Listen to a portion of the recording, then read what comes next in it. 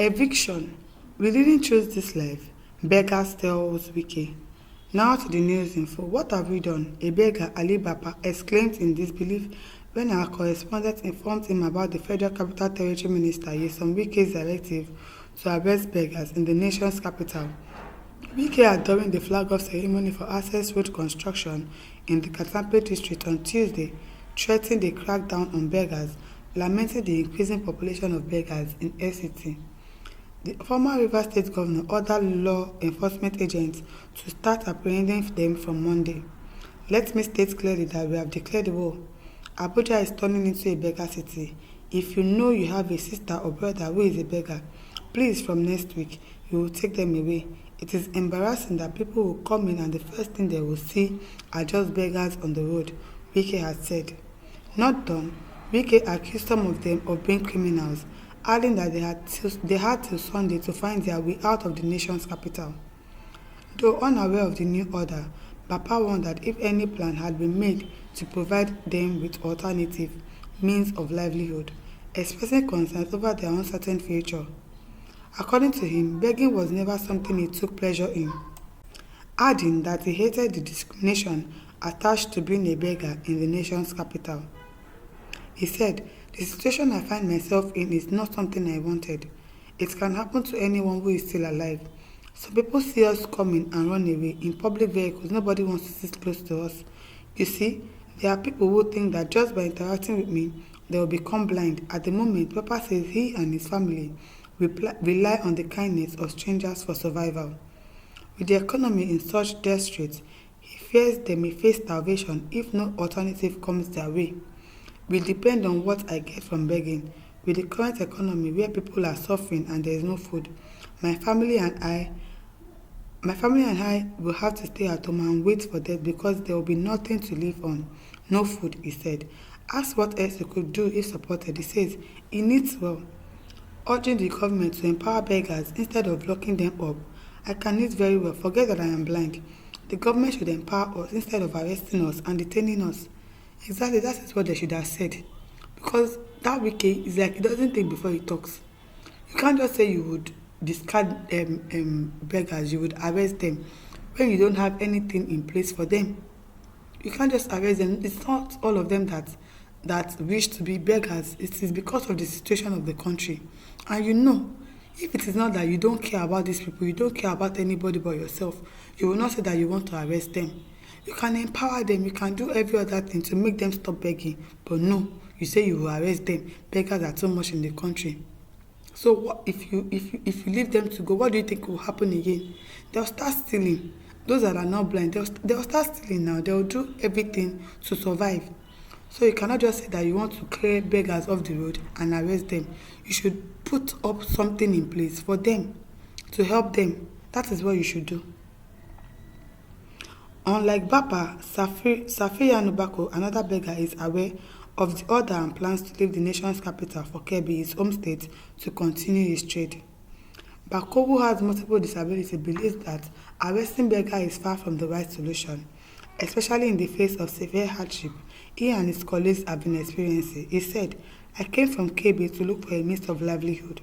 I didn't have anything to do, which is why I started begging.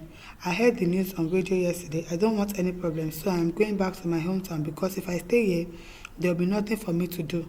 I have 3 children and a wife. If I return, I don't know what I'm going to do." Many of us are willing to work but have no opportunity. Yes, people want to work.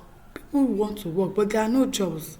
People don't create jobs. You don't do anything. All you do is enrich yourselves, pocket money for yourselves. There are no jobs in the country. What do you expect people to do? What do you expect them to do? People are the ones creating jobs for themselves. Youth are the one having entrepreneurial spirit to create jobs for themselves, and still upon that, you are still frustrating them with fuel prices, with this one money, with that one money. You don't create jobs. We create jobs for ourselves. You still complain. What exactly do you want from us? Our head? I don't understand.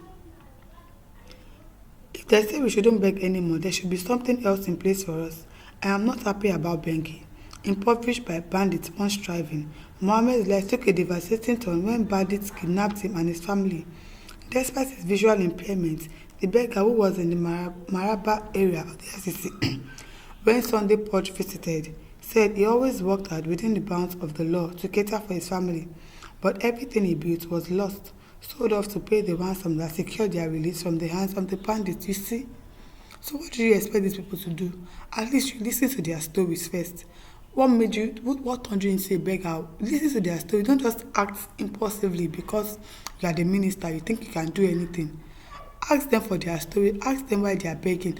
Ask them what you can do to help them. Not just saying that you will arrest them. And so that what will happen to them so that they will go and die of hunger. I was a farmer, reared chicken and goat as well. Despite my condition, I was able to take care of my family. Before we were kidnapped by bandits 3 years ago, we spent a month with the bandits because we could not afford the amounts they demanded. My people sold everything we had to get us out. I left Zamfara for Abuja to see if I could start my life afresh, but things aren't as easy as I thought they would have been in Abuja, he said.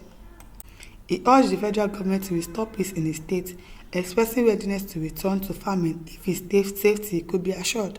That is another problem, because if you go to your farm now, people will come, Fulanis will come with their cows and cattle to destroy your farmlands. And when you try to talk, they will kill you. So what exactly do you want these people to do? They are trying their best. Don't arrest them. Because bandits are still disturbing us. If insecurity is gone, many of us will go back to our farms. The government should help us restore peace in my state, he added. Begging as business for some. Begging has evolved into a profitable business rather than a necessity. This is particularly evident among individuals without any form of disability or visible hardship. Sunday Punch observed that these individuals often position themselves in strategic locations across the city, capitalizing on the compassion of well-meaning citizens. Residents of the FCC say this set of people deserve to be kicked out of the territory. Wike should just look for a way to rehabilitate these people. Don't arrest them. Look for things that they could do. Look for ways to empower them so that they can start working and fend for themselves. Not that you would arrest them and go and pack them in prison. And at the end of the day, what will happen to their family? What will happen to their children? You are just increasing suffering in this country.